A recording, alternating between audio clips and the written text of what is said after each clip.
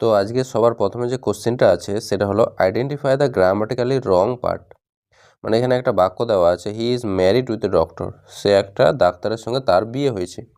তো এখানে ভুল কোনটা আছে? এখানে ভুলটা আছে উইথ কথাটা এখানে ভুল আছে, উইথটা এখানে ভুল আছে সি নাম্বার অপশন। কেন?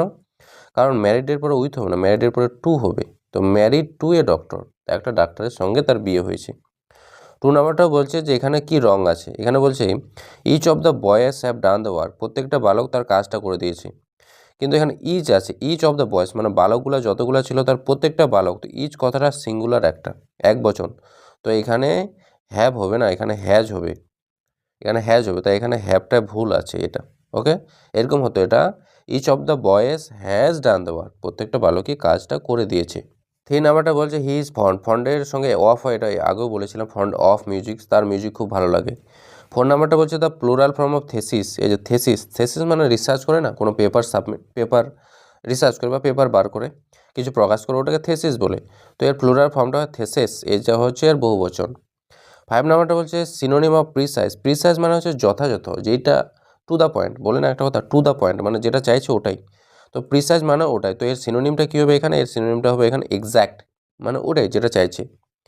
6 নাম্বারটা বলছে choose the antonym of temporary. Temporary মানে হচ্ছে ক্ষণস্থায়ী।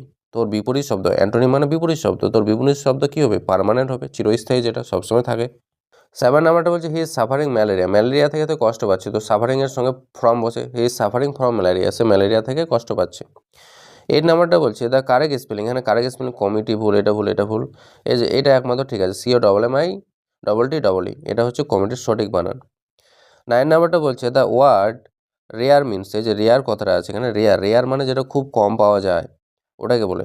তো এটা হচ্ছে এখানে রেগুলার মানে যেটা প্রায় হইতে আছে, এটা তো হবে না। কমন মানে যেটা সাধারণ প্রায় যায়, এটা হবে না। ফ্রিকোয়েন্ট মানে ঘন ঘন, এটা হবে না। এর মানেটা আনইউজুয়াল। আনইউজুয়াল মানে হচ্ছে যেটা সাধারণত হয় না। তো রেয়ার মানে হচ্ছে আনইউজুয়াল।